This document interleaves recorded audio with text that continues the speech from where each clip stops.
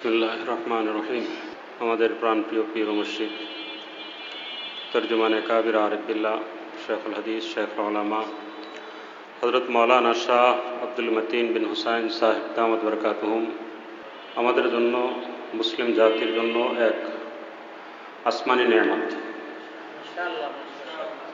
আসমানি নেয়ামত যিনি হবেন, তার জবান থেকে যেটা আসবে সেটা আসমানি সেন্টারের বর্ণনাই হবে।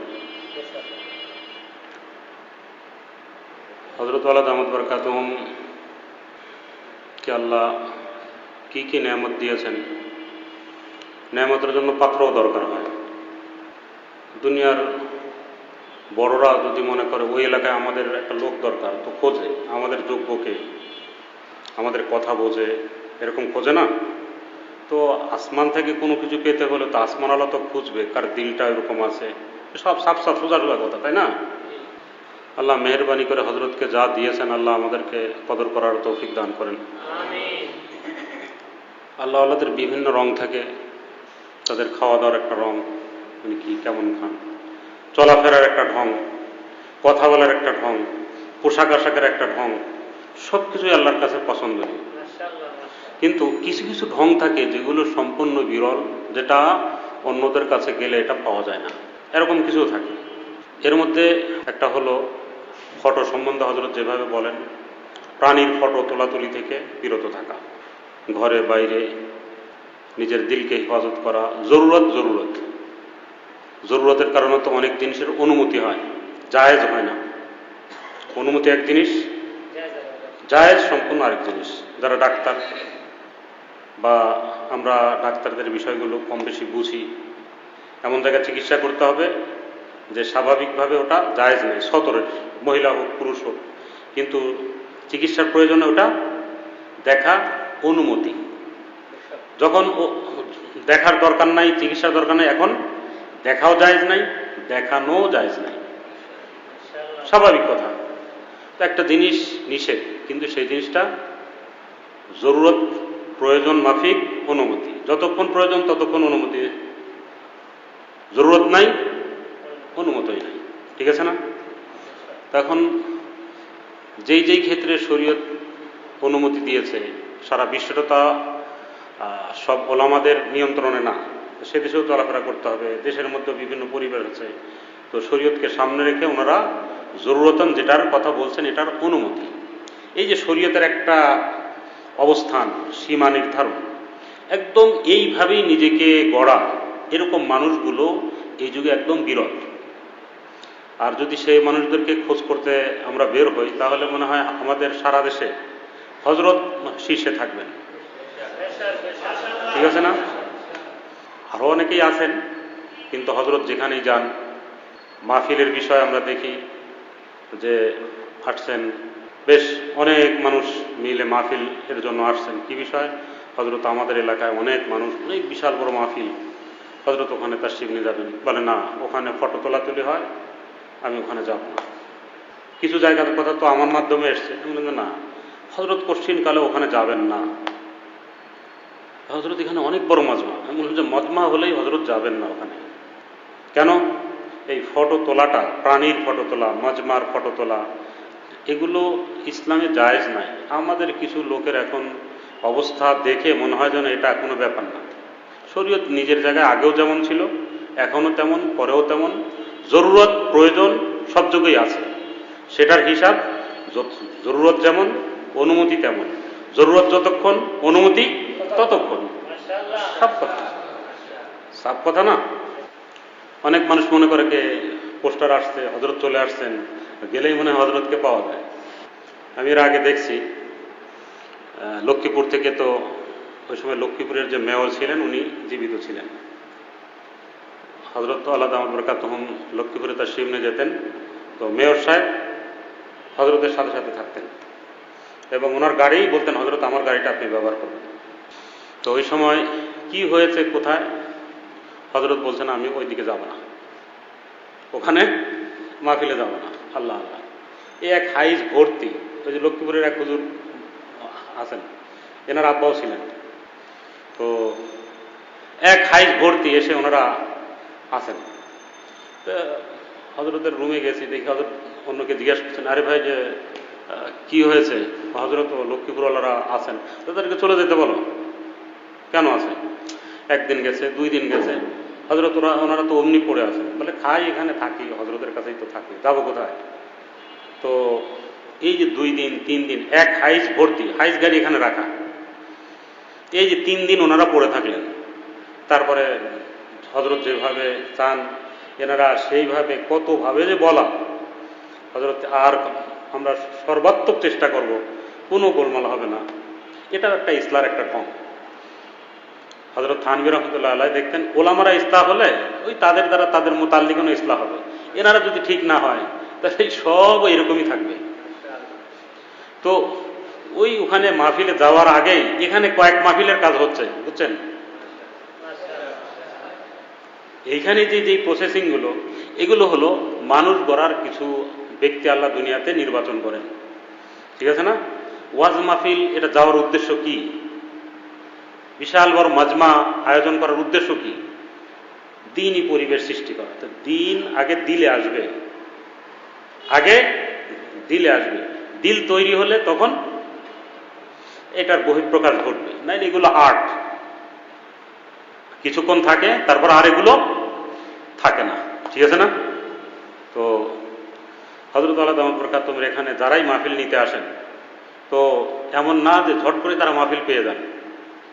আর যাদের এখানে দেখছেন আলহামদুলিল্লাহ খুব সুন্দরভাবে তারা ব্যবস্থাপনা করে এবং মজবুত ব্যবস্থাপনা থাকে, ভলেন্টিয়ার থাকে স্টেজের মাঝখানে, চতুর্দিকে বড় বড় ব্যানার লাগানো থাকে, ফটো তুলবেন না, সম্পূর্ণ নিষেধ, সম্পূর্ণ হারাম, আপনারা কেউ ফটো তুলবেন না, নর্মাল ঢং। এগুলো ঢং না, আমরা সতর্ক থাকি কেউ যেন ফটো না তোলে, এরকম ভাষা না, সম্পূর্ণ হারাম, ডাইরেক্ট কথা। যেটা হারাম একদম হুবহু শরীয়তের ভাষায় বলা, ঠিক আছে না? এটা নাজায়েজ, এটা লানতের কাজ। অনেক বছর আগে কিশোরগঞ্জে হযরত এক মাহফিলে গেছেন, ওই রেকর্ডিং আমার কাছে আসছে। আগে তো আমি ওই সময় বয়ানও শুনছি। আল্লাহ এত জোরে মাইকে ধমক দিয়েছেন, ওই সামনের লোকগুলো পর্যন্ত ভয় খেয়ে গেছে। ওই তাকে পেলে যে কি করতেন আল্লাহ জানে। কেননা যে আল্লাহর জন্য বলে, আল্লাহর জন্য বসে, তার তো কোনো ভয় নাই। আরও বিভিন্ন সময় এমন জিনিসগুলো আসছে, আমি আবার ওগুলো আলাদা করে দিয়েছি, এগুলো টেলিগ্রামে আলাদা করে দিয়েছি। এটা ওই আমি এ বিষয়ে অভিজ্ঞ না, অভিজ্ঞ মানুষ অনেক আছে, আমি যতটুকু জানি ততটুকু কাজ করে আপনাদের খেদমতে পেশ করি। এই বয়ানের গ্রুপে ঢুকলে এই ডান পাশে 3টা ফটো আছে, ডট, 3 ডট, ওখানে আপনি লিখবেন ফটো। কি লিখবেন? Photo, PH photo. এখন লিখে দেখবেন এখানে আসছে কত, 145টা। কত আসছে? কিছু আরো কম হবে এতে। তো এই ফটো সংক্রান্ত হযরত এ পর্যন্ত কি কি কোথায় বলেছেন, অডিও আছে, ওর মধ্যে লেখাও কিছু আছে, এই সবগুলো মিলিয়ে এখানে 145টা দেখাচ্ছে। আমার কথা হলো ডবলগুলো বাদ দিলে 100 তো মিনিমাম হবে, বেশি আছে নিঃসন্দেহে, কথা বলছেন না? তো এই জন্য এই যে বছরকে বছর হযরত এগুলো বলছেন এত বেশি গুরুত্ব দিয়ে, বিভিন্ন দলিল দিয়ে, এরকমভাবে সারা দেশে বিরল। হযরত যেই দর্দে দিল নিয়ে এগুলো বলেন, আল্লাহ আমাদেরকে কদর করার তৌফিক দান করেন। আমাদের প্রথম কাজ হলো কি, আমাদের মোবাইলকে পাকসাপ রাখা। মোবাইলটাকে কি এমনি মনে করলাম, কিন্তু মোবাইলে ফটো আর ফটো ভর্তি, সেই বিয়ের দিন আগের পরের, তারপরে কত কিছু আছে না, এগুলো বলে বাদ দেয় কেমন করে মানুষ। এগুলো বাদ দিলে মানুষ শেষে কত বড় দৌলত সে কি হবে, বঞ্চিত হবে, হারিয়ে যাবে না, বঞ্চিত হয়ে যাবে। কবরে এগুলো কাজে আসবে না। যেটা আমরা আখেরাতে কাজে আসবে না, এটা কোনো কাজ না। এটা আসলেও কি না, দুনিয়াটা তো আখেরাতের কামাই করার জায়গা। তো এখানে আপনি ওই কাজটাই করেন যেটা আখেরাতের জন্য কাজে আসবে। যেটা কাজে আসবে না সেটা কোনো কাজের মধ্যেই গণ্য না। আখেরাতের হিসাবে যেটা কাজ, আসল কাজ ওইটাই, বাকিগুলো কোনো কাজ না। আল্লাহ এই বুঝটা আল্লাহ আমাদের তৌফিক দান করেন, আমলে জিন্দেগি দান করেন। কয়েকদিন আগে একটা মেসেজ দিয়েছি, অনেকেই পড়েছেন মেসেজটা। উর্দু ভাষাতে, উর্দু ভাষীরা যখন পেয়েছেন তো ওনারা ব্যাপক প্রচার করছেন। হারাম শরীফ থেকে আমাকে একজন কল দিয়েছেন যে হযরত আসবেন কবে এদিকে? আমি বললাম যে এত তারিখে ওমরার 3রা ফেব্রুয়ারি এখান থেকে যাবেন, 16ই ফেব্রুয়ারি আবার 2026 সামনের বছরে আসবেন। মৌলানা রফিক সাহেবের অপেক্ষায় আছি। তো হুজুর বললেন আমি অনেক দূরে। স্বপ্নটা যিনি দেখছেন উনি দেখার পর আমাকে পাঠিয়েছেন। এর আগে বেশ স্বপ্ন উনি পাঠিয়েছেন আমার কাছে। আপনারা কেউ হজরতের বা জামিয়ার কোনো কিছু দেখলে আমার কাছে পাঠাতে পারেন লিখিতভাবে, না? এটার হলো স্বপ্ন যে দেখে তার নিজের নাম, ঠিকানা, কোন তারিখে, কোন জায়গায়, কোন সময়, এগুলো উল্লেখ করতে হয়। আর বিস্তারিত অবস্থা, লেখাটা কথা বলবে, লেখাটা কথা বলবে, যাতে বিস্তারিত কথা জিনিসটা বুঝে আসে, যাতে আমি সংরক্ষণ রাখতে পারি। উনি আমার কাছে পাঠিয়েছেন। এরা উর্দু ভাষীরা পেয়েছেন, তো ওনাদের যত চ্যানেল আছে উর্দু খুব দিতে শুরু করছেন। আলহামদুলিল্লাহ আমরাও দিয়েছি। মানুষ দেশ বিদেশ থেকে অবাক হয়েছে যে সুবহান আল্লাহ, এই যুগেও এমন মানুষ আছে যে রসুল্লাহ সাল্লাহ আলাইস্লামের কাছে তার আমল যায়, রসুল্লাহ সাল্লাহ আলাইস্লাম খুশি হয়ে সেই খুশির প্রকাশও করেন। এটা হলো তাদের কাছে বিস্ময়। বুঝে আসছে না? আজকে আমরাও এখানে বসছি, আমরা বুঝি, তো আমাদের আমল নামও সেখানে যায়, যাতে আল্লাহ রসুলের পছন্দ হয়, সে আমল আল্লাহ আমাদের নসিব করে দেন। আমি এই স্বপ্নটা শোনাই। বলছেন হাফেজ মোহাম্মদ আবুল কাসেম, রিয়াদ, সৌদি আরব, 10 জুমাদুল উলা 1447, 1 নভেম্বর, শুক্রবার দিবাগত শেষ রাত। তো শুক্রবার দিবাগত শেষ রাত হলে সেটা কয় তারিখ হয়? শনিবার পড়ে যায় না? শনিবার কি 31 না পহেলা? পহেলা না? তো সে পহেলা লেখে, 31 লেখে। পরে আমাকে জিজ্ঞেস করে হুজুর এটা কি 31 হবে না হবে? আমি বললাম 12টার পরে পহেলা, যেহেতু স্বপ্ন দেখছে যে এই টাইমে, সে টাইম তো কি। পরে আবার লেখার এটা তারিখটা ঠিক করছে। আমরা স্বাভাবিক এরকমই ধরি, তাই না? 1 নভেম্বর। আগে আমার কাছে পাঠিয়েছিল 31। তো এখন সব জায়গায় ওই 1 নভেম্বরই। তারপরে আমাদের আর সৌদির হিসাব আরবির একদিন আগ পিস। আমাদের 1 নভেম্বর হলো 9 তারিখ, এখানে আছে 10 তারিখ। অনেকেই আমাকে জিজ্ঞাসা করছে যে কি এই তারিখে তো অমিল, বুঝছেন না? তো তারিখ দিয়ে তো কোনো কথা না, বিষয়টা, স্বপ্নটা, এটা হলো মুখ্য বিষয়। ওনার হিসাবে তারিখ ঠিক আছে, ওখানে 10 তারিখ 1 নভেম্বর, আমাদের হিসাবে তো এটা না, ঠিক আছে না? শুক্রবার দিবাগত শেষ রাতে খাবে দেখি রওজা পাকের আশেপাশে বিধর্মীরা মুসলমানদেরকে মেরে ফেলছে। আমি অনেক কষ্টে রওজা শরীফে প্রবেশ করি। নবীজি সাল্লাল্লাহু আলাইহি ওয়াসাল্লাম আমাকে দেখে বললেন, আবুল কাসেম, দুনিয়াতে এখন অনেক ফিতনা ফাসাদ চলছে, তার কারণ হলো আল্লাহওয়ালাদের থেকে বিচ্ছিন্ন হওয়া। সুবহানাল্লাহ। আর তো কিছু লাগে না। হযরত আল্লাহ দামাত বরকাতুম কি এই কথাটাই বলতে থাকেন।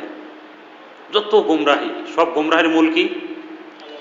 আল্লাহওয়ালাদের থেকে দূরে থাকা, আর কিছুই না। তো নবীর জবানে একই কথা স্বপ্নযোগে আল্লাহ রসুলের থেকে একজন শুনতে পেয়েছেন, আমরা ওইটা লেখার আকারে পাচ্ছি, ঠিক আছে না? এবং অপ্রয়োজনীয় ছবি ও ভিডিও করা, অপ্রয়োজনীয়, একটা হলো প্রয়োজন, এটা তো জরুরত, যেটা আমি আলোচনা করলাম না। তুমি আব্দুল মতিন বিন হুসাইন, ব্র্যাকেটে লেখা আছে পীর সাহেব ঢালকানগর, ও তোমার শায়েখ, ওরা তার শায়েখ হলো মুফতি ইয়াহিয়া। মুফতি ইয়াহিয়া সাহেব মিরপুরের, উনি আমাদের হযরতের খলিফা, মাসিক ইজতেমায় বয়ান করেন অনেক সময়। তো এই যে ব্র্যাকেটে যেগুলো লেখা আছে, মূলত সেগুলো লেখা জানতো না। আমি বললাম যে এটা অনেক মানুষ বুঝবে না। তোমার শায়েখ, তোমার শায়েখ কে সেটা তো আর কেউ জানে না। এগুলো লেখার সময় এগুলো সাফ করতে হয়। রাসূলুল্লাহ সাল্লাল্লাহু আলাইহি সাল্লাম বলছেন তুমি শুনছো, দুইজনই ঠিক আছে, কিন্তু বাকিরা যখন শুনবে তো তোমার লেখাটা কি হবে? কথা বলবে। এজন্য যে কথাগুলো ওখানে ওই সময় নাই, কিন্তু উদ্দেশ্য ওটা ব্র্যাকেটে উল্লেখ করে দেওয়া, যাতে পরবর্তীতে পড়ার সাথে সাথে বিষয়টা পরিষ্কার বুঝে আসে। আর আব্দুল মতিন কি হলো এখানে, তুমি আব্দুল মতিন বিন হুসাইন অর্থাৎ পীর সাহেব ঢালকানগর ও তোমার শায়েখ অর্থাৎ মুফতি ইয়াহিয়াকে আমার সালাম বলো। সুবহানাল্লাহ। আমরা এমন এক শায়েখ পেয়েছি রওজা থেকে যাকে সালাম পাঠানো হয়। সুবহানাল্লাহ, ঠিক আছে না? যাদের দেখলে আল্লাহর স্মরণ হয় তাদের মাকাম কত। আর আব্দুল মতিন বিন হুসাইন অর্থাৎ পীর সাহেব ঢালকানগর, সে আলহামদুলিল্লাহ এ ব্যাপারে খুব সতর্ক থাকে। এই যে শব্দটা, খুব সতর্ক থাকে এবং সতর্ক করে। নিজেই যে থাকে তা না, সতর্ক করে। এতে আমার অনেক খুশি লাগে। রাসূলুল্লাহ সাল্লাল্লাহু আলাইহি সাল্লাম এই সময় কি বলছেন, আমার অনেক খুশি লাগে। তবে এই দুই ব্যাপারে মানুষদেরকে আরো বেশি বেশি তাকিদ করতে বলো। দুই ব্যাপার কি কি? একটা হলো আল্লাহওয়ালাদের সাথে যুক্ত হয়ে তাদের জীবনের রং গ্রহণ করা একটা, আরেকটা হলো এই ছবি থেকে বিরত থাকা। এই দুইটার কারণেই মানুষ এখন নানান ঝামেলার মধ্যে পড়ছে। আল্লাহ আমাদের এই বুঝ দেন, তৌফিক দেন। দিল তৈরি হয়ে গেলে আর কি দলিল লাগে না। 2015 আগের কথা, হজরতের এক খলিফা খানকাতে আসছেন। আমি ওনার ফটো দেখছি, দেওবন্দ থেকে পড়া, উনি ভালো যোগ্যতা সম্পন্ন ব্যক্তি। তো ওনার সাথে কিছু বললাম, উনি বললেন বড় বড় মুফতিয়ানরা এরকম ফটো রাখেন, ফটো তো ওনাদের পাওয়া যায়। তো ওই সময় হোয়াটসঅ্যাপে ওনার সাথে আমার কথা, এমনি দেখা হয়েছে। এখানে মাসিক অবস্থায় বয়ানও করেন। কোন এক দারুল ইফতার, উনি সম্ভবত সহকারী জিম্মেদার আগেও এখনো, নিজের কোনো দারুল ইফতার নাই। ইস্তেদাদ খুব ভালো, মজবুত। আমি ওই সময় কি বলছি জানি না, হোয়াটসঅ্যাপে 35 মিনিট এরকম কিছু কথা হয়েছে। উনি শেষমেশ বলছেন আমার দিল থেকে সাফ হয়ে গেছে, আর আমার লাগবে না। কথা বলছেন না? এই 2015 আগের কথা। উনি আসছেন খানকাতে, এসেই অনেক দিন পর পুরাতন আপন কেউ কাউকে পেলে একদম দৌড়ে এসে ঝাপটে ধরে না, এই যে আমাকে ধরছেন, বলছেন ভাই অনেক বেশি ফায়দা হয়েছে। আমি যেই মসজিদের ইমাম খতিব, ওই মসজিদের এরিয়া যতটুকু মিরপুরের, বলে আলহামদুলিল্লাহ কোনো একটা ঘরে ফটো নাই। অনেক আগে বলছিলেন এটা আমাকে, কোনো জায়গাতে কি নাই, ফটো নাই। আসলে মন তৈরি হয়ে গেলে কোনো দলিল লাগে না, কোনো দলিল লাগে না। ওনার সাথে কি কি বলছিলাম অল্প কিছু কিছু তো মনে আছে। আমি এই একটা ঘটনা তো শোনালাম, ইনি তো মুফতি সাহেব। 2-3 বছর আগে ইন্ডিয়া থেকে এক ব্যক্তি এসছেন, আর্মি, অনেকেই হয়তো তাকে দেখছেন, আমার মাধ্যমে যোগাযোগ। উনি আসছেন, ফটো সম্বন্ধে ওনার সাথে আমি কথা বলছি। কথা বললে উনি একদিন রাতে, রমজান মাসে, এক রমজানে তো 40 দিন এসে থাকছেন, ছুটি নিয়ে আসছেন, সরকারি ছুটি। মূলত উনি রওনা হয়েছিলেন, আমার কল করলেন।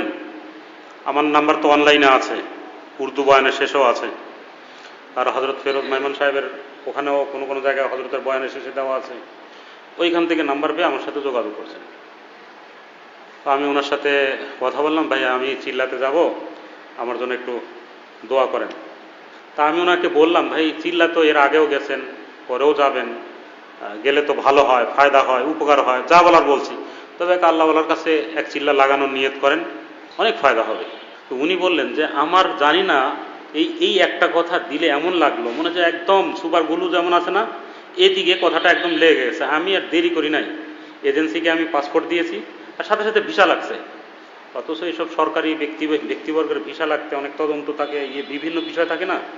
আর উনি জন্মগত উর্দু ভাষী, সেই হায়দ্রাবাদ, কোথায় দাক্ষিণাত্য আছে না, ওখানে রওনা হতে হতে মনে হয় রোজার 2-3 দিন পার হওয়ার পর উনি আসলেন শুক্রবারে বিকালবেলা। আসবেন কিভাবে, ওনার মালি অবস্থা তো জানি না, সরকারি যদিও উনি ব্যক্তি, কিন্তু আর্থিক অবস্থা জানি না। আমার কাছে জিজ্ঞাসা করেছে, আমি বলছি ভাই আপনি এদিক দিয়ে আসেন, আপনি হায়দ্রাবাদ থেকে কলকাতায় আসেন, 32 ঘন্টা এক ট্রেন, ওই ট্রেনে আসছেন উনি। এসে উর্দু ভাষী মানুষ, কলকাতায় এসে এক জায়গায় থাকলেন। আমি বললাম ঠিক আছে, এই অবস্থা। তারপরে ওখানে রাতে সেহরি টেহরি খেয়ে আমি বললাম ফজরের পর আপনি রওনা হন, বর্ডারে আসেন। উনি এই আমাদের বেনাপোল বর্ডার, কলকাতা থেকে বেনাপোল বর্ডারে, কোনো সহযোগী নাই, উনি একা একা উর্দু ভাষী মানুষ। আসলেন, এসে এখানে বলে আমার এই এটাকে কি বলে, হ্যাঁ, কোনো জিজ্ঞাসাবাদ নাই, দিছি, নিয়ে নিয়েছেন। তারপরে এবারে আসলাম, আমি তো বাংলা বুঝি না, আমি ওনাকে বুঝিয়ে রাখছি উর্দুতে, এবারে আপনি এইভাবে এইভাবে টিকিট করবেন, টিকিট করে বাসে ওঠার পরে সুপারভাইজার যিনি থাকবেন আমার সাথে কথা বলিয়ে দেবেন। তা আমি ওনাকে বলে দিয়েছি যে ঠিক আছে, পোস্তগোলা ব্রিজ পার হয়ে আমাকে কল দিয়ে আগে একটু কল দিলে আমি গিয়ে রিসিভ করবো। আমি ওনাকে নিয়ে আসছি, উনি থাকলেন কয়েকদিন।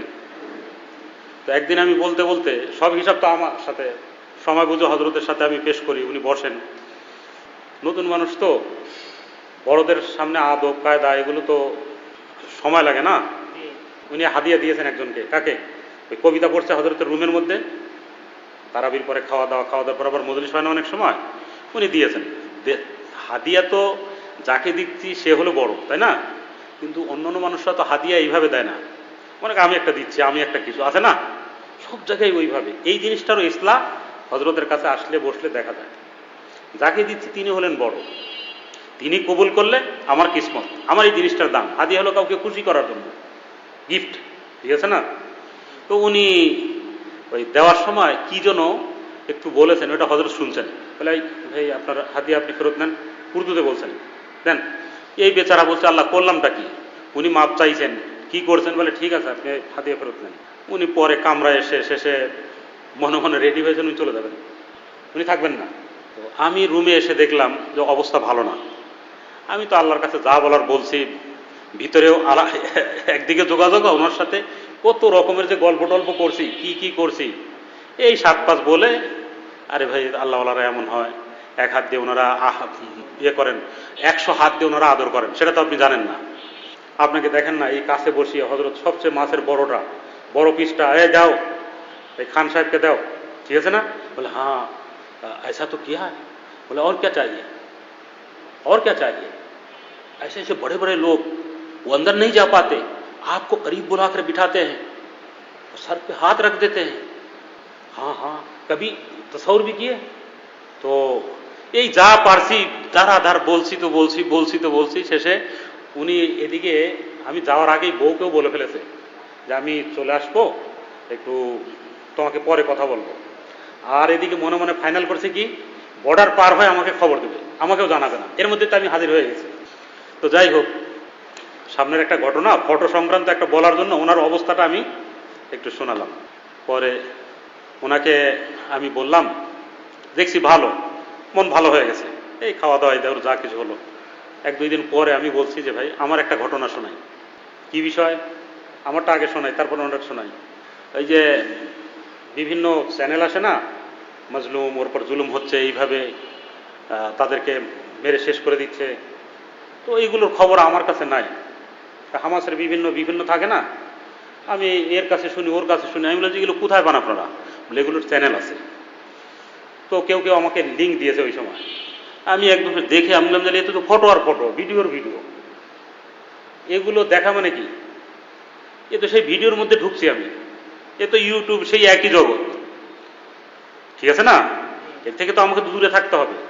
আমার কাজ হলো কি, তাদের জন্য তওবা করা, যাতে এগুলো দোয়া করা। যেই পরিমাণ আমি দেখছি ওই পরিমাণে তাদের জন্য আমি দোয়া করছি, ওই পরিমাণ কেউ তাদের জন্য দোয়া কান্নাকাটি এগুলো কিন্তু ব্যয় করি না, করি? এটা একটা বাস্তব কথা। আমি বললাম যে আমি যদি করি তাহলে আমাকে কি করতে হবে? ওই পরিমাণ দোয়া করতে হবে। এই সময়টা বাদ দিয়ে আমি তাদের প্রপার নির্যাতনের ইতিহাস এই আজকে থেকে না, অনেক বছর আগে থেকে এখন এটা জানাজানি হচ্ছে, পারলে আমি দোয়া করি, দৈনিক দোয়া করি। আমি ওই সময় মঞ্জিল পড়তাম, তো আমি দেখছি মঞ্জিল পড়ে দোয়া করছি, এই মঞ্জিলটা মিসাইলের মতো, মিসাইল যেভাবে যায় না, একদম গিয়ে ওদের পর পৌঁছে গেল। কাদের? ইসরায়েলের। তা আমি দেখলাম আমার কাজটা হলো কি, দোয়া করা। তো এই দোয়াটা যদি পৌঁছে যায়, এটা কাজে লাগলো, তো আমার মূল কাজ হচ্ছে, আলহামদুলিল্লাহ। এরপরেও আমি মনে করছি না, এগুলো সব বাদ, এগুলো সব কি, সব আস্তে আস্তে আমি সব চ্যানেল এগুলো কি আছে সব ডিলিট করে দিয়েছি। এগুলো আমার কাজ না, আমি তো মানুষকে এগুলো না করি। আমি এই কারণে তো আমার দেখা ঠিক না। যাই হোক, 24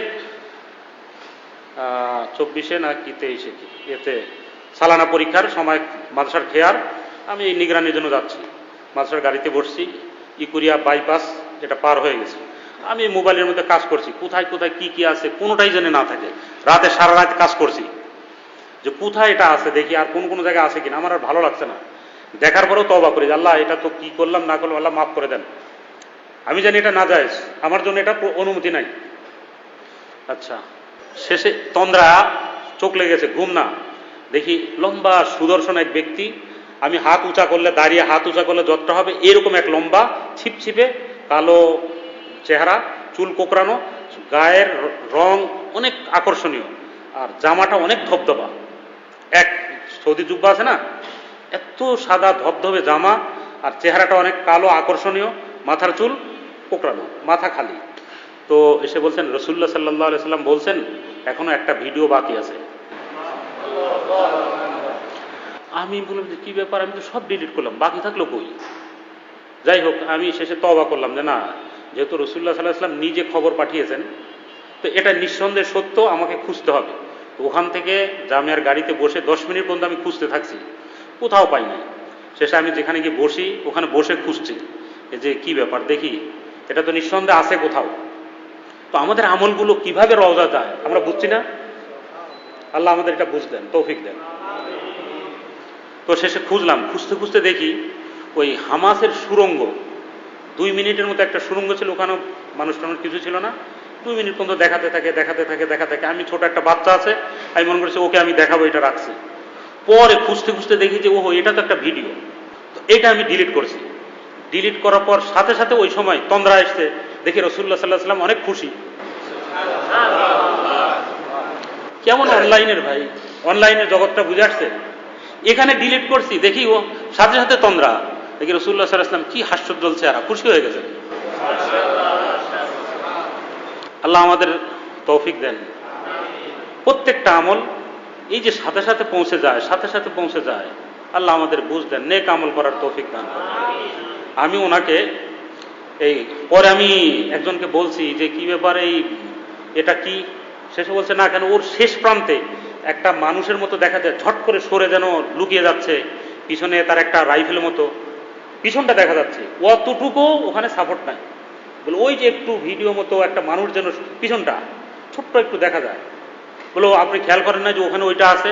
আমি বললাম যে ও এইটা হলো সেইটা। অতটুক জিনিসও ওখানে অনুমতি নয়। কথাটা কি বোঝাতে পারছি?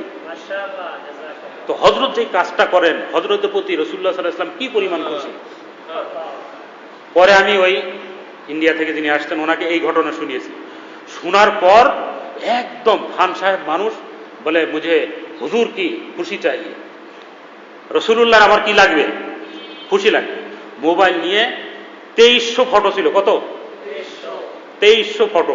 এই ছোটবেলা থেকে বলে বড় জেনারেল, ওনার যখন ওই ট্রান্সফার হয় তো সংবর্ধনা দেয়, উনি আবার নামাজ পড়াতেন। তো বলে ভাই আমাদের ইমাম সাহেব কই, তাকে তো বলে যে আমি যাই নাই। পরে আমাকে খবর পাঠিয়েছেন এই যে এখানে হলো না, বলে এমন চান্স তো মানুষ খুঁজে বেড়ায় না, তার র্যাঙ্ক বাড়ানোর জন্য বা প্রয়োজনে এর জন্য, এটাকে মানুষ অনেক গুরুত্ব দেয়। যে এত বড় জেনারেলের পাশে এসে দাঁড়িয়ে তার ফটো, এটা তো যে কেউ তুলতে পারে না। বলে আমি যাইও নাই, আরো দূরে চলে গেছি। যে দিল তৈরি হয়ে গেছে, এখন আর কোনো দলিল লাগে না। উনি 2300 ফটো এখানে আমার সামনে বসে ডিলিট করলেন। ডিলিট করে তারপরে বিভিন্ন স্মৃতি, সৈনিক জীবনের, তার ছাত্র জীবনের, আরো বিভিন্ন আছে না, এই সব একদম ডিলিট করেছেন। বলে আমার কিচ্ছু লাগবে না, রসুলের খুশি লাগবে। এরপরে উনি ওনার স্ত্রীকে বলছেন, স্ত্রীর কাছে 2600 ফটো। কত? বলে যে আমি স্ত্রীকে বলছি, ঘটনা শুনে সাথে সাথে স্ত্রী এটা ডিলিট করে ফেলেছে। বলে না আমার লাগবে না, আমার রসুলের খুশি লাগবে। উনি ডিলিট করেছেন। পরে এই ব্যক্তি দেশে যাওয়ার পরে বলে আমি এক সময় দেখি আমার মোবাইলে পাসওয়ার্ড দেওয়া একটা জিনিস, ওখানে আমার কাছে আরো 600 ফটো ছিল যেটা কেউ জানে না, ওইটাও আমি ডিলিট করছি। এই যে সাধারণ একটা ফটো, ছোট্ট একটা জিনিস আমি যেটা বললাম, তো ওইটারও খবর ওখানে রওজাতে পৌঁছে যায়। আমরা সারাদিন যে মোবাইলের মধ্যে যেগুলো রাখি, দেখি বিভিন্ন বেলা জরুরত, প্রয়োজন ছাড়া, এগুলো কি খবর যায় না? নবী কি খুশি আমাদের প্রতি? আল্লাহ আমাদের বুঝ দেন, তৌফিক দেন। এক ব্যক্তি ওমান তো না, ওমানে থাকতেন। উনি এক সময় কথা বললেন আমার সাথে, এটা বেশ আগের, অনেক ঘটনা এরকম অনেক আছে। আমি ওই সময় একবার বলছিলাম যে ইউটিউবে যারা বিচরণ করে তারা কোনোদিন ওলি হতে পারবে না, শেষ। আর ওই কুলহীন নোংরা জগৎ, এর পাশে আয়াতুল কুরসি পড়তে পড়তে কখন সে সাগরে পড়ে যাবে আর উঠতে পারবে না জীবনে। তো ইউটিউবের অবস্থা হলো এরকম। ইউটিউবের অবস্থা হলো কি এর চাইতে যখন ওখানে কেউ ফিরে আসতে পারেনি আজ পর্যন্ত, এমন আকর্ষণীয় জিনিস। এজন্য কেউ যদি ভালো হতে চায় ইউটিউব ফেসবুক এগুলোর থেকে বিরত থাকতেই হবে তাকে। তো ওই বেচারায় শোনার পর ওমান থেকে বলে হুজুর আমি তওবা করছি, একদম বাদ। ওনার চ্যানেল কি কি আছে বলে আমি সব জায়গাতে বাদ হয়ে গেছি, এবং ওনার সঙ্গী সাথী ওনার মাধ্যমে অনেকে বাদ দিয়ে দিয়েছে, এখানে আসছে অনেকবার আলহামদুলিল্লাহ। এরকম অনেক ঘটনা আছে। এগুলোর কি হযরতের বরকত, আমার আসলেও কিছু না। আমি আপনাদেরকে যেগুলো শোনালাম এগুলো কার বরকত? হযরতকে না পেলে আমার ফটো কত থাকতো কে জানে। আমার ফটো কি বিভিন্ন ধরনের কাজ থাকতো, আমার ছাত্রের কাছে ছাত্রের ফটো আমি কত থাকতাম সেগুলো থাকতো। হযরতের বরকতে আল্লাহ আমাদেরকে দুনিয়াতেই এক সুন্নতের জিন্দেগি দিয়েছেন, একটা বড় নেয়ামত। আমি যে বললাম হযরত আসমানি এক নেয়ামত, তার দেখা ইবাদত, তার কাছে বসা ইবাদত, তার একটা কথা শুনলেও আপনার ফায়দা হবে, অনেক বেশি ফায়দা হবে, অনেক বেশি ফায়দা হবে ইনশাআল্লাহ। দেশ বিদেশ থেকে মানুষ আমাকে বলতেই থাকে যে হযরতের কণ্ঠ ভিন্ন এক জিনিস, শুনলেই মনে হয় কি যেন একটা এক চুম্বকের মতো দিলে আসর করে, অথচ কথা তো আরো অনেক আছে, কত কিছু আছে, ওখানে এত আসর হয় না। বিষয়টা হলো কি, হযরত এক সময় বলছিলেন কামরার মধ্যে যদি তাকওয়ার উপরে চলতে পারতাম তো সমুদ্রের মাছ উঠে চলে আসতো। সুবহানাল্লাহ। তাহলে সেই তাকওয়া কোনটা? সেই তাকওয়া কোনটা যেই তাকওয়ার উপরে চলতে পারলে সমুদ্রের মাছ উঠে এখানে চলে আসতো? ঠিক আছে না?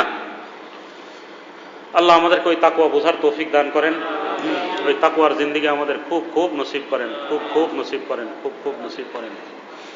যারা এই ফটো থেকে দূরে থাকছে তারা অনেক নিরাপদে থাকছে, যারা এই ফটোর মধ্যে গেছে তারা নিজের সব জিনিসগুলোকে অনিরাপদ করে ফেলেছে। কখন ফটো তুলছে, কার কার ফটো তুলছে কোনো ঠিক ঠিকানা নাই। ওই যে মুফতি সাহেবের কথা বললাম মিরপুরের, তো উনি আমাকে বলছিলেন যে মোবাইলের মধ্যে থাকলে জায়েজ, বের করলে না জায়েজ। আমি ওনাকে বললাম ওই সময় যা বলছিলাম তার মধ্যে একটা, যে ধরেন এক ব্যক্তি এই ভিতরে ডাকাতি করবে, তো একজনের দিয়ে ওই সব ভিডিও করে নিয়ে সে চলে গেছে, পরে এসে ঢুকলে বলে এই অমুক জায়গায় এটা আছে এটা আছে এটা আছে দেখ বের কর। তো বলে যে নাই তো নাই, এখন থাপড়ায় আর বলে যে বের কর ওই অমুক জায়গায় এটা আছে। বলে কিন্তু মোবাইলেরটা যেটা বললো সেটা ঠিক কিনা, ওই যে ফটো দেখে দেখে বলছে দেখে যে এইখানে এইটা আছে এইটা আছে, এই এক কথা ওনাকে বলছি। তো এটা গ্রহণযোগ্য কিনা? ঠিক আছে না? আরেক কথা হলো কি, আপনার সাথে আমি মোবাইলে কথা বলছি, হঠাৎ করে আপনার ওয়াইফ আপনার স্ত্রী পিছন দিকে গেছে, কাকে দেখলাম? আপনার বোন গেছেন, মা অনেক সময় ঘরের মধ্যে চলাফেরা করে না, আমি কাকে দেখলাম? দেখলামটা কাকে? তো উনি এই দুই কথার পরে থমকে গেছেন। উনি বলছেন না এখানে আর আগানোর কোনো কিছুই নাই। উনি একদম চুপ হয়ে গেছেন, বলে আর কোনো দলিল লাগবে না। আসলে আমি ভিতরে ভিতরে দোয়া করছিলাম, আল্লাহ এত ভালো ইস্তেদাদওয়ালা এত যোগ্যতাওয়ালা মানুষ, আপনার পক্ষ থেকে তৌফিক না হলে কোনো দলিল কাজে আসবে না, কোনো কিছুই কাজে আসবে না। আল্লাহ মেহেরবানি করছেন, বলছেন হুজুর আলহামদুলিল্লাহ আমি আর জীবনেও এদিকে অগ্রসর সে হয়ও নাই। ওই যে বলছে না আশেপাশে আমার যত মসজিদ আছে মসজিদের এরিয়া সব ঘরগুলো একদম ফটোমুক্ত। কত বড় কাজ হয়েছে ওনার দ্বারা আলহামদুলিল্লাহ। আল্লাহ আল্লাহ ওনার এই খিদমতকে কবুল করেন। আল্লাহ আল্লাহ। হযরতের এক মুরিদ আছেন হাজী রুহুল আমিন সালেহ, 2011 না কোন সনে যেন হজে গেছেন, হযরত চলে এসছেন, উনি এখনো আসেন নাই। ওইটা আছে অনলাইনে কোথাও থাকবে, উর্দু ভাষাতে থাকবে। উনি বলছেন আমি দেখি রাসূলুল্লাহ সাল্লাল্লাহু আলাইহি সাল্লাম বলছেন যে এই যে এখানে এরা ফটো তোলে আমার অনেক কষ্ট হয়। তো উনি আবার আমাদের হযরতজিকে বলছেন, হযরতজি মুফতি আব্দুল্লাহ বার্নি দামাত বরকাতুহুমকে বলছেন, মুফতি আব্দুল্লাহ বার্নি দামাত বরকাতুহুম মদিনাতেই থাকেন, বড় প্রসিদ্ধ আলেম। উনি মদিনার যিনি জিম্মাদার, সরকার ব্যক্তিবর্গ যারা মসজিদ নববীর জিম্মাদার, ওনাকে বলছেন। তো উনি বলছিলেন মুফতি আব্দুল্লাহ বার্নি দামাত বরকাতুহুম, আমি ওনার ওই ভয়েসটা উর্দুতে ওই সময় শুনছি, যে ঘোষণা হচ্ছে ভাই রওজার পাশে কেউ ফটো তুলবেন না, রাসূলুল্লাহ সাল্লাল্লাহু আলাইহি ওয়াসাল্লাম অনেক নারাজ হচ্ছেন।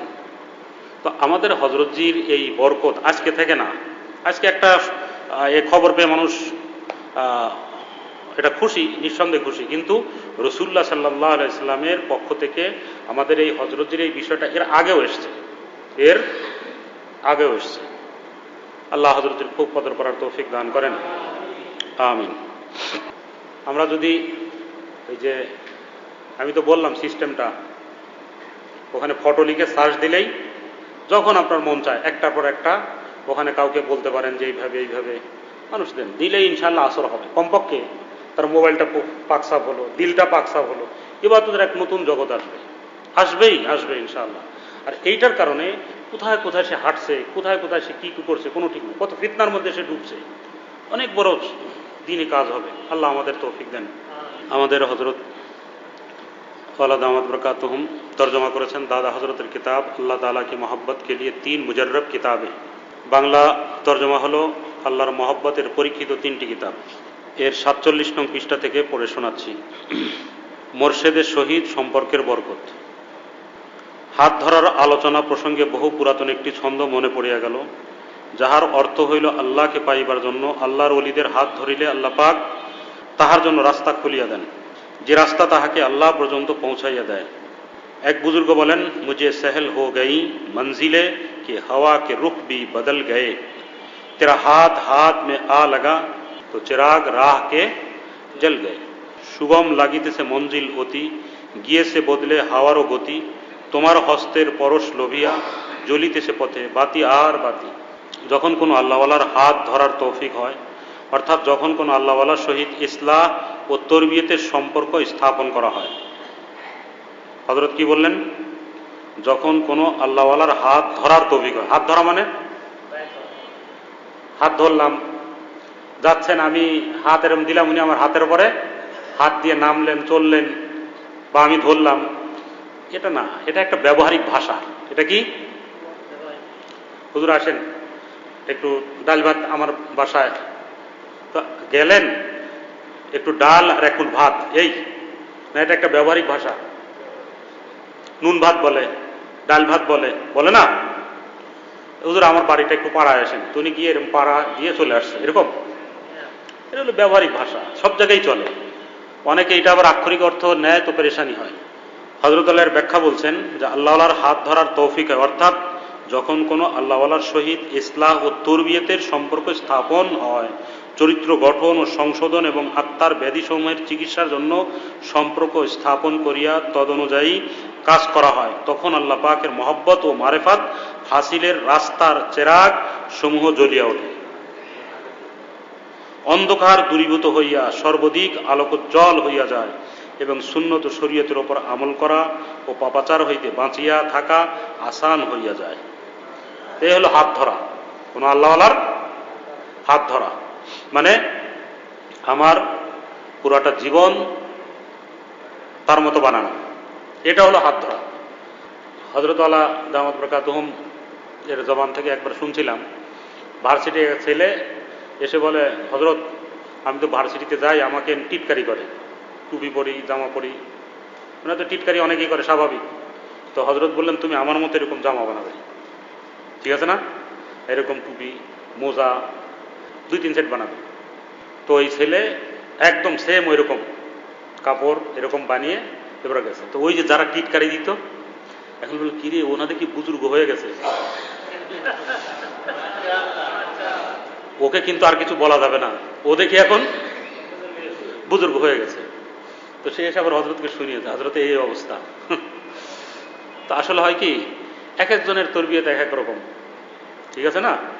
তো আল্লাহওয়ালার অনুকরণ সর্বদিক থেকেই করতে হয়। কোনো কোনো জায়গায় এটার রং বেশি প্রকাশ পায়, ওটার আসর বেশি হয়, মানুষের মধ্যে প্রভাব বেশি পড়ে। অন্ধকার দূরীভূত হইয়া সর্বদিক আলোকোজ্জ্বল হয়ে যায়, সর্বদিক। ওই এক পোশাকের কারণে এখন সে নিজের আগের মতো তো কোনো জায়গায় 19-20 সেও তো চলতে পারবে না, করবে, তারও তো হিসাব কেতাব অনেক পার্থক্য হয়ে গেছে না। তো দেখে এ তো কিরে, এখন ও দেখি বুজুর্গ বুজুর্গ দেখায়, ঠিক আছে না। তো কারণ বুঝে না আসলে নিজের আগের লেবাস চেঞ্জ করে ওই রকম একটু চলে দেখি, নিজেরও ভালো লাগবে। এটা একটা ইসলামী পোশাক, বুজুর্গানেদের পোশাক, এর অনেক বরকত আছে। এবং সুন্নত শরীয়তের উপর আমল করা পাপাচার হইতে বাঁচিয়া থাকা আসান হইয়া যায়। হযরত গঙ্গোহী, হযরত থানবী, হযরত নানবীর বেজান ইমানে জান, সুবহানাল্লাহ। হযরত গাঙ্গুহির বেজান ইমান, ইমান ছিল কিন্তু ইমানের সেই সৌন্দর্য, সেই রং, সেই উত্তাপ, সেই প্রভাব এগুলো ছিল না। হযরত থানভী আলেম ছিলেন কিন্তু ওই রংটা আসলো কিভাবে? হযরত নানভী এই সাধারণ ব্যক্তি তো না, সারা বিশ্ব কাঁপানো বড় বড় এক আলেম। হাকিমুল উম্মত মুজাদ্দিদুল মিল্লাত হযরত মাওলানা শাহ আশরাফ আলী থানভী রহমতুল্লাহ বলিতেন, কোন কোন বেওকুফ এরূপ ধারণা করে যে মাওলানা কাসেম নানভী, মাওলানা রশিদ আহমদ গঙ্গোহী এবং মাওলানা আশরাফ আলী থানভী প্রমুখ আলেমগণ হযরত হাজী ইমদাদুল্লাহ সাহেব রহমতুল্লাহ আলাইহি এর হাত ধরিয়াছেন বলিয়াই তিনি এতটা সুখ্যাতি ও প্রসিদ্ধি লাভ করিয়াছেন। অন্যথায় কে চিনিত বেচারা হাজী সাহেবকে? এই কথা বলিয়া হযরত থানভী বড়ই জোশ ও আবেগাপ্লুত কণ্ঠে বলিতেন, আল্লাহর কসম, এরূপ মন্তব্যকারীরা বড়ই নাদান। তোমরা স্বয়ং ওই আলেমগণের নিকট জিজ্ঞাসা করিয়া দেখো যে হাজী সাহেবের হাত ধরার পূর্বে তাদের কি অবস্থা ছিল। ওই হাত ধরা মানে ওই যে ব্যবহারিক একটা ভাষা, মানে হাজী সাহেবের কাছে আসা যাওয়া, বসা, কথা মতো চলা, জীবন গড়া, এর আগে ওনাদের জীবনটা কেমন ছিল, আর হাত ধরার পর তাদের মধ্যে কি পরিবর্তন ঘটিয়াছে। হাজী সাহেবের তাল্লুক ও সোহবতের ফয়েজ লাভের পূর্বেও আমাদের মধ্যে এলেম ছিল, কিন্তু তা ছিল নিষ্প্রাণ। কে বলছেন? হযরত থানভী রহমতুল্লাহ আলাইহি নিজেই। পূর্বেও আমাদের মধ্যে ঈমান ছিল, কিন্তু তা ছিল নির্জীব, বেজান। অর্থাৎ সেই ঈমান ছিল ঈমানে আকলি ও ঈমানের ইস্তেদলালি, যা শুধু জ্ঞান বুদ্ধি ও যুক্তি বিবেচনার ফসল মাত্র। মহব্বত ও মারেফাতের রসহীন ওই ঈমানে জান ছিল না। আল্লাহ যা কিছু বলার তৌফিক দিলেন, শোনার তৌফিক দিলেন, আল্লাহ আমাদের জন্য দোনো জাহানের নাজাতের জারিয়া বানান এবং হযরত ওয়ালাদ আহমদ বরকতহমের যে মুবারক জিন্দিগি, এই জিন্দিগি আল্লাহ আমাদের মধ্যে দান করেন এবং সকাল সন্ধ্যা যেন হযরতের মতো হয়। হযরতের মহব্বত, মারেফাতের ঢং, জিকির ফিকিরের ঢং, চলা বলার ঢং, সবটাই আল্লাহ আমাদের মধ্যে মেহেরবানি করে দান করে দেন। আমিন। সাল্লাল্লাহু আলাইহি ওয়া সাল্লাম।